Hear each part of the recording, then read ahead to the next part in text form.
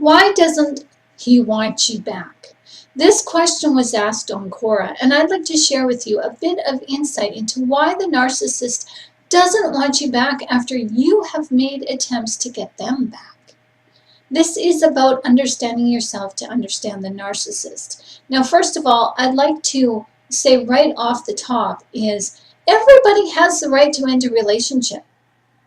But the reason why we can't accept this from the narcissist is because they have given us empty promises by saying, I will love you forever. I will fight for you. I'm in this for the long haul. You're my forever love. You're my soulmate.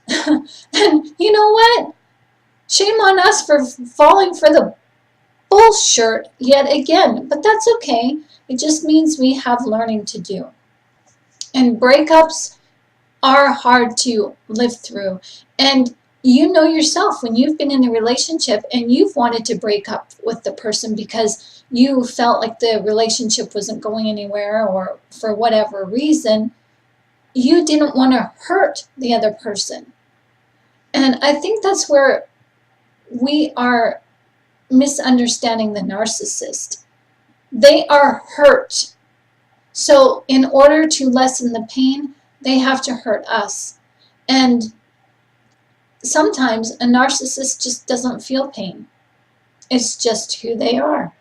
And so it is easy for them to just toss us aside, like we meant nothing to them. Because in understanding the narcissist, we have to understand that they are all about the fakery. They are not authentic human beings, because inside of them, as I shared with you with my other videos, they don't have the heart. They work from the emotion standpoint, but they don't work from the feeling and where the deep-seated feeling of your heart comes from.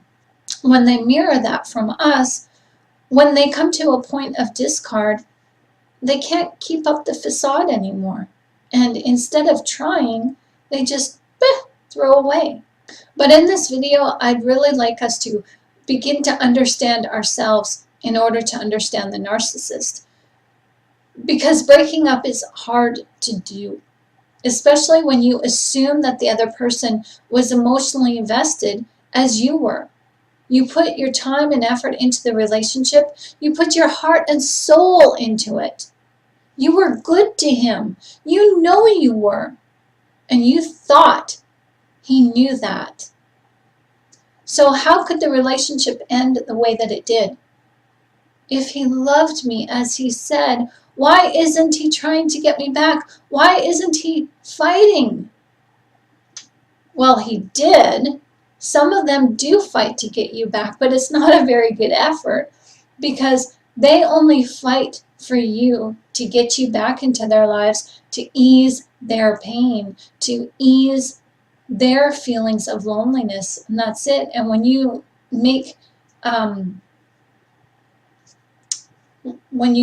a set of rules and say, okay, but we're going to do this instead, they want you back on their terms.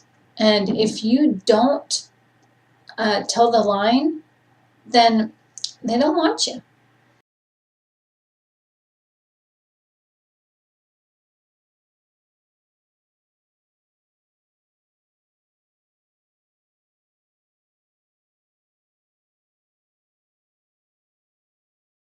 And that should show you that it's all about them, because there has been brainwashing done to us through the lies and manipulation of the narcissist.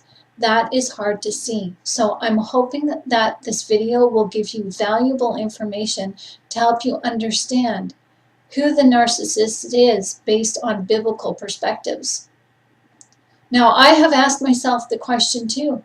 Why doesn't he want me back? Why was he so willing to toss me aside? I know I'm a good person, and he said I was a good person.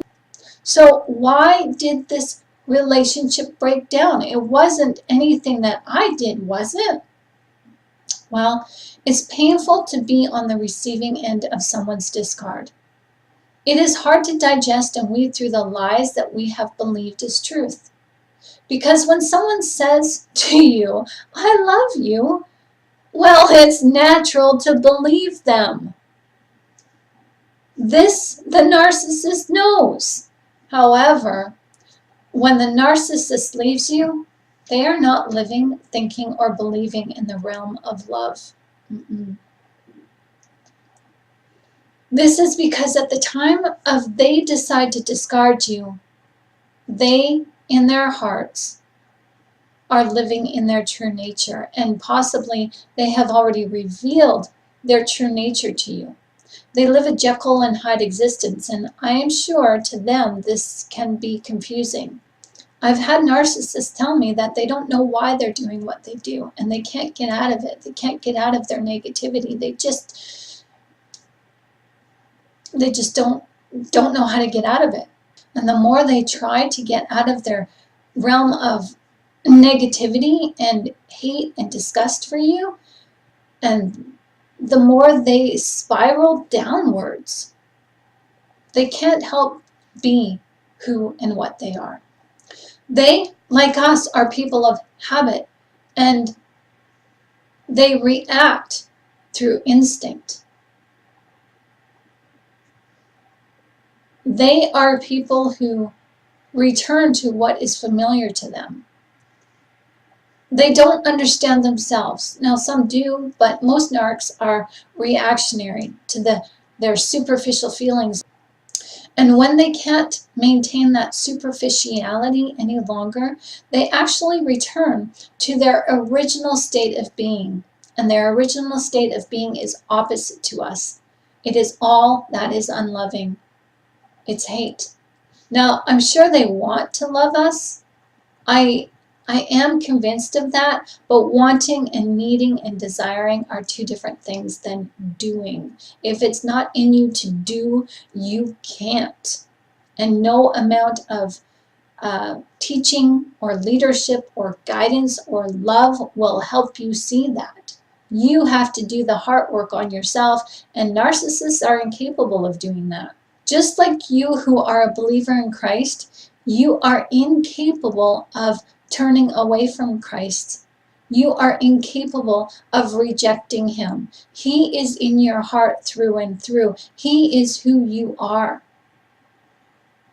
And nobody can take that away from you. Think of that as the narcissist. The narcissist is empty of Jesus Christ.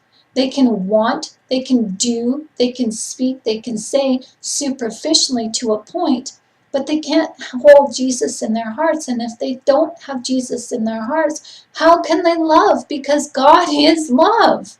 So just as you are a firm believer, doer, thinker, sayer of Jesus Christ, the narcissist is the opposite, and they try and fake to live in our reality.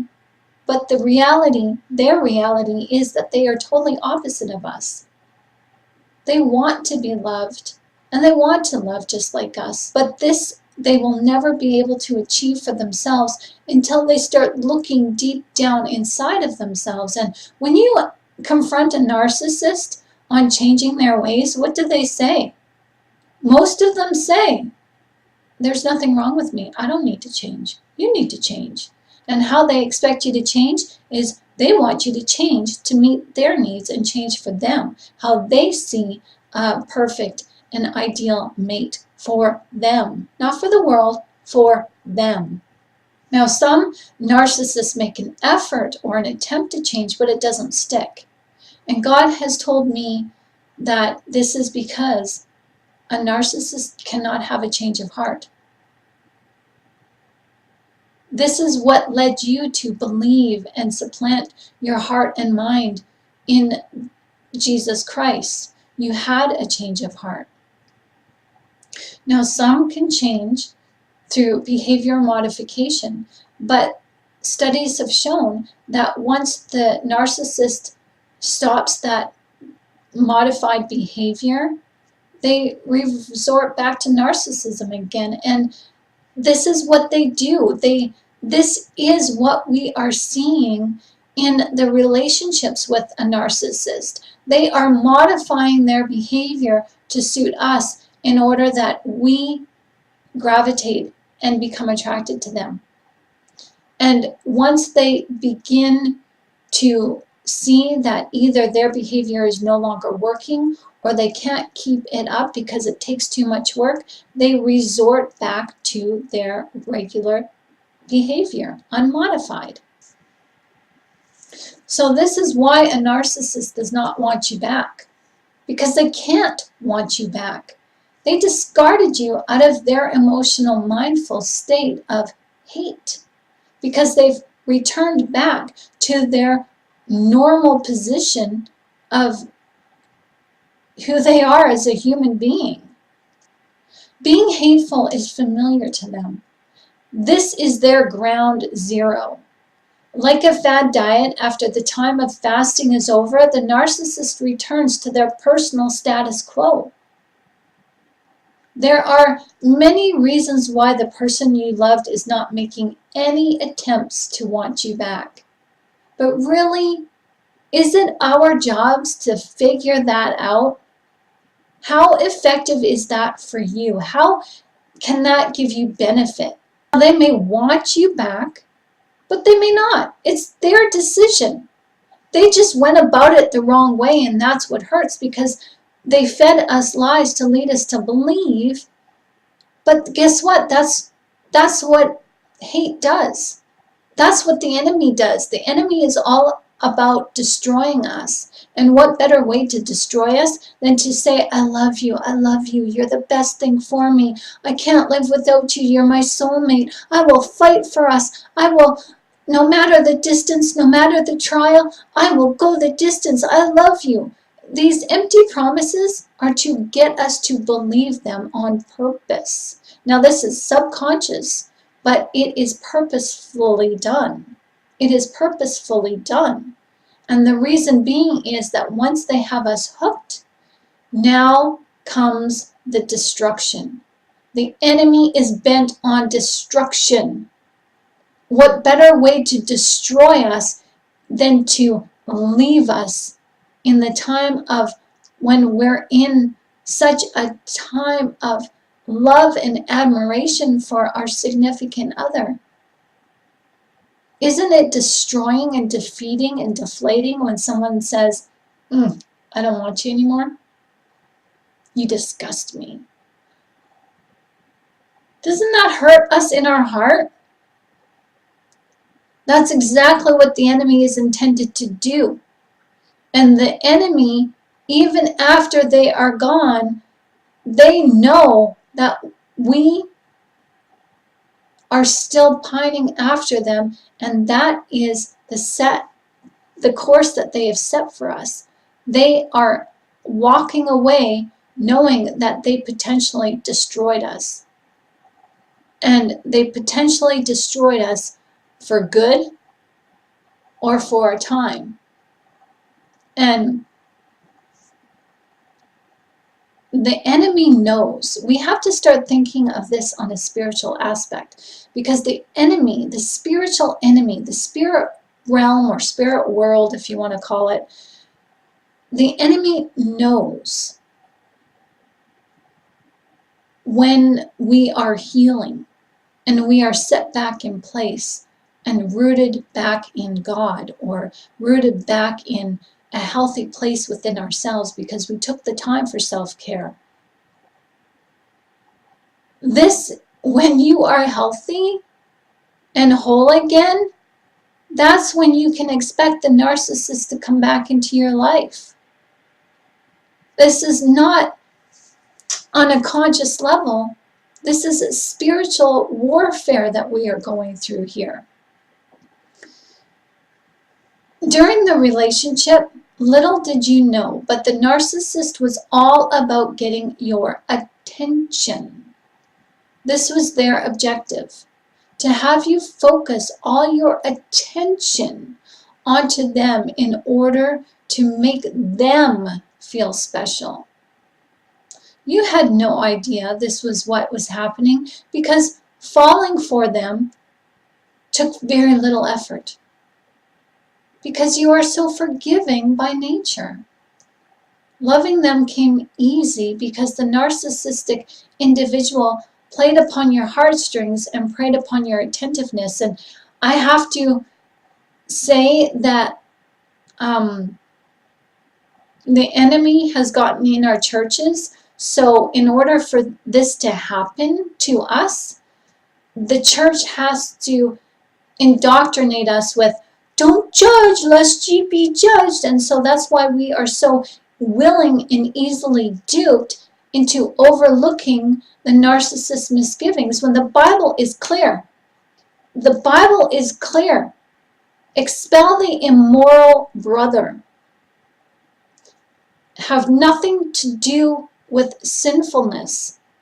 But the church and society is teaching us, love everybody, accept everybody. That's what the world means when they say love everybody.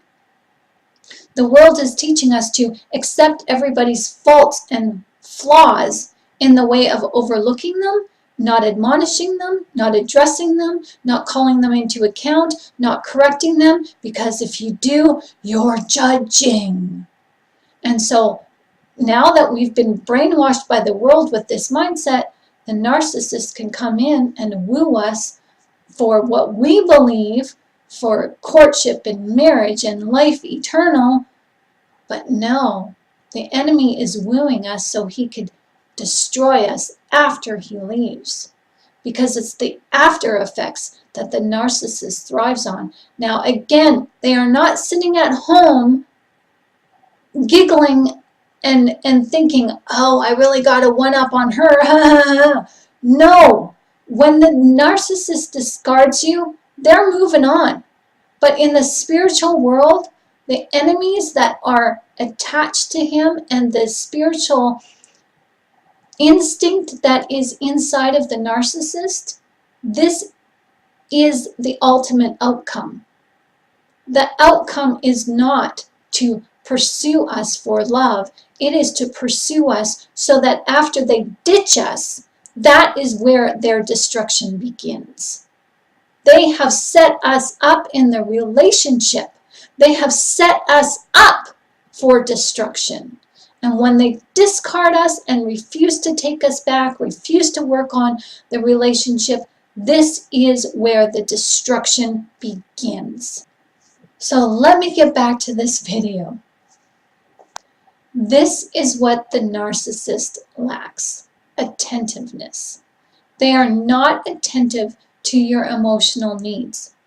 And like the old saying, a happy wife, a happy life, the narcissist assumes this as they believe this saying should be applied only to them. As long as they are happy, that is all that matters. Because you are so willing to emotionally supply to him what he wants, he's happy. Well, somewhat. He'll make slight adjustments here and there to help adjust your behavior to help him balance out his happy. These comments to you reveal to you his disappointment with you. But you ignore them, or you take notice and make adjustments in yourself, in your own behavior, because you don't want to disappoint him. You, as an empathetic person, have this driving force to help alleviate problems, and if you are the problem, you are willing to fix it. This is admirable, but to a narcissist, this is a quality that becomes part of their toolkit to use against you. Remember, the narcissist is setting you up. They use your good qualities within you to serve their needs. They have no inner tools themselves, so they have to resort to using the tools of your trade as their own.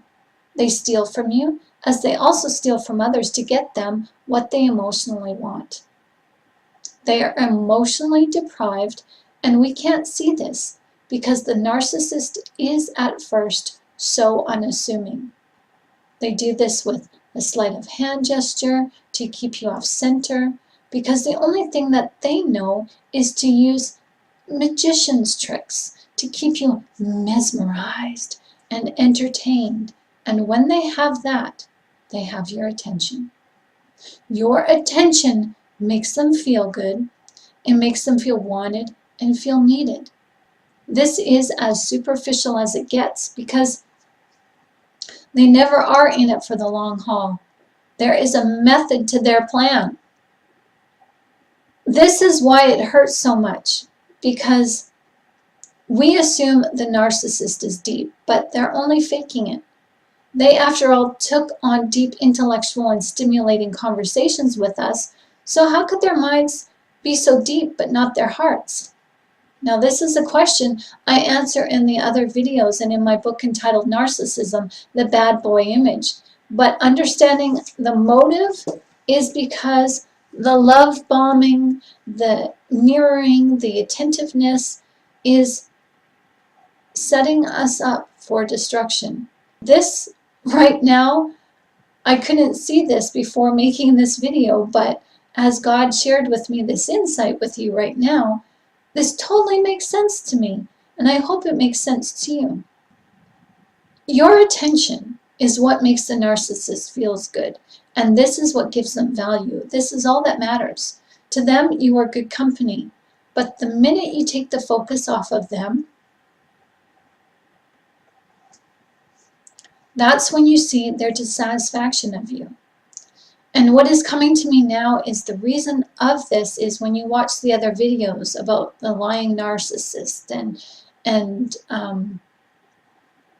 the book that I've written, you will come to understand that even though the narcissist is setting you up for destruction, that's the ultimate goal.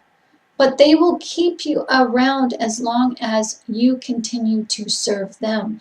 And I share with you in other videos is that the narcissist, thinking on a spiritual level here, because God shares with us that there's only two kinds of people. That is the unrighteous and righteous people. And going back to the Garden of Eden, God put a curse on the enemy's children that they would forever fight with us.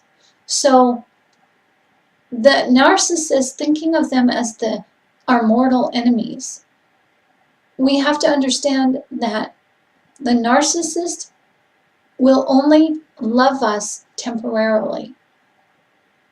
They will not and cannot be devoted to us.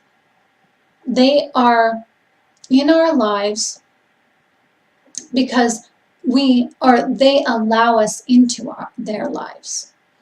And so when you start thinking about that, you can totally understand this and piece all the information that I've shared with you in this video and the other videos, exactly what the motive and understanding who a narcissist truly is. And it is starting to make sense to me. And whoa, my mind is blown right now, because right now I'm going off my notes here and just speaking freely as God is sharing with me this information right now, is pulling all the information together, is that the narcissist will keep you around so long as you serve them and their needs. But once you are no longer serving their needs on a satisfactory level, they will discard you. And there's hell to pay after that. If you don't love them, then they will destroy you. And that's the destructive phase. After they leave, they know, well, the narcissist isn't thinking this, but on a spiritual level, the enemy knows that you are brokenhearted, you are brainwashed into loving them where you can't let go, and pining after them is a form of worship. Because when you are focused on them, I got to get them back, I got to make them see, why doesn't he love me? Your mind is obsessed with them. Is your mind focused on God? Hell no.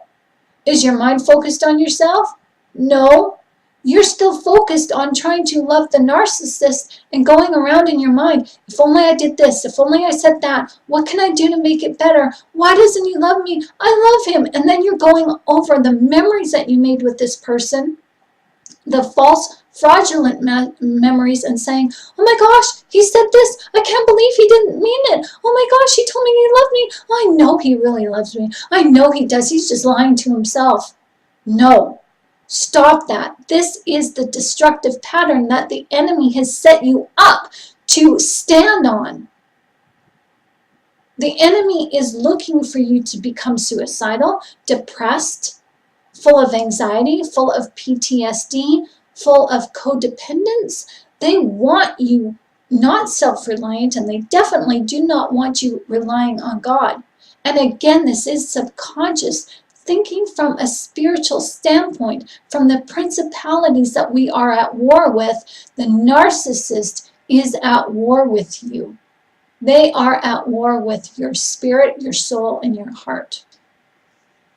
To the narcissist, you are good company. But the minute you take your focus off of them to focus on your family members, your friends, yourself, even God, that's when you start seeing their dissatisfaction of you, and you begin to go through the devaluation phase. They have to make further adjustments to your behavior, and to them, this is off-putting because you should already know how to toe the line. They want you to automatically know what they want by knowing what they are thinking. This to them puts them up close and personal in your life, and to them, you are supposed to read their minds. You are supposed to know what they want without them even saying it. This is how attentive they want you. They want your worship and idolization. When you are attentive to know what they want by being able to read their mind, this is the ultimate attention grabber. When you divert your attention too many times, they begin to devalue you because to them, you're too much work. You're not devoted to them. So if you're not devoted to them, I'm going to make you pay. I'll make you see that I was the best thing in your life, and I'm going to hurt you like you hurt me. You didn't know how to toe the line and play the game, and that is why you're without the narcissist. Count yourself fortunate. You no longer supply the narcissist with the attention that they seek. This is why they are willing to let you go. They don't understand that it is difficult for you to keep up with their evolving and ever-changing mood swings and patterns. You have to like them at all times, and you have to know what to say and how to say it, just like a parent would. Well, because after all, they can do this with you. They mirror you after all, and they change their ways to suit you, and they have an uncanny natural ability to know what you're thinking. It is, after all, what they use to hook you, right? So they are suspecting, well, if I can do it, so can you. You should be able to mirror me, and you should be able to cater to my needs the way that I've been catering to you all along. What's the matter with you? That's what they're thinking. Again, they may not think that on a conscious level, but subconsciously, their actions are showing this because they do believe that you are supposed to know what they're thinking before you even have to ask, or before they even have to tell you. When you don't think like them and mirror them and act the way that they did with you when they first started attracting you to them by mirroring your mannerisms and the things that you said and the things that you do, when you don't play that game, when you are not taking on their mannerisms and their likes and dislikes, and when you are when you don't forego your individuality to become like them, to become them, then they slowly retreat into the individual that they truly are. There is no need to hold up the charade any longer. It must really feel good for them to just be themselves, finally, once and for all, honestly. And let me say this, when they retreat back into who they truly are, they truly don't care because they finally feel free. Whether it is a devalue or a discard, they don't care to keep your attention anymore. They feel like they can finally breathe. And in their minds, it's time to move on. Wait a minute. What about you? Don't your feelings matter? Didn't I mean anything to you, dear narcissist? The narcissist with his discard is trying to tell you with his silence, honey, don't take it personal. You walk away wondering if there was anything good and wholesome, and sometimes you try to go back. You try to do better by being better, but you by nature are not combative, you're not depressed, you're not repressed, you're not scared, you're not anxious, you're not angry, but the narcissist has seemed to make you feel all these things. And you do feel all these things out of reaction to their behavior. And you take this with you into the relationship. The narcissist is actually expecting you to be how you were when you first met.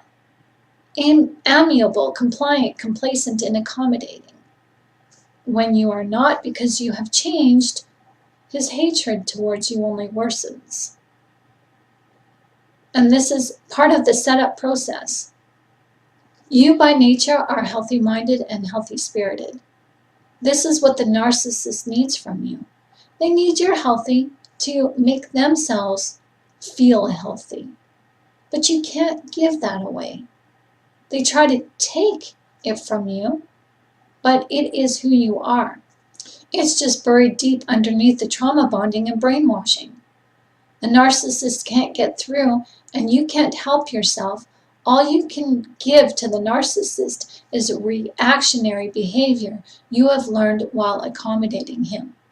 This reactionary behavior is dissatisfying to him because now you are truly mirroring him in the way that he doesn't want to be mirrored. You're mirroring his bad qualities. You're mirroring who he truly is. And he doesn't want to see that. Oh, this is a no-go. This is a deal breaker. All bets are off now. He has to find an out now. The narcissist is no longer attracted to you because now you are revealing to him the infant inside of himself. Scared, insecure, pessimistic, alone, afraid, and needy. Just as how the narcissist is to reveal to you your own inner pain so you can heal, you inadvertently reveal to the narcissist their own inner pain. But instead of healing and looking inwardly to self-reflect, the self-reflection is something they avoid. Once they see triggers to remind them of who they truly are, they have no choice but to cast you out. They have no problem returning to the familiar pattern of behavior, but to actually look at that behavior, this is what terrorizes them to a fault. The narcissist rejects you as a means to reject themselves. And they begin the process of finding someone else's attention all over again. This is all in attempts to not to find love, but to keep their focus of attention off of themselves. It's avoidant behavior that is everlasting. The narcissist is never in your life to enhance you or accentuate your good qualities.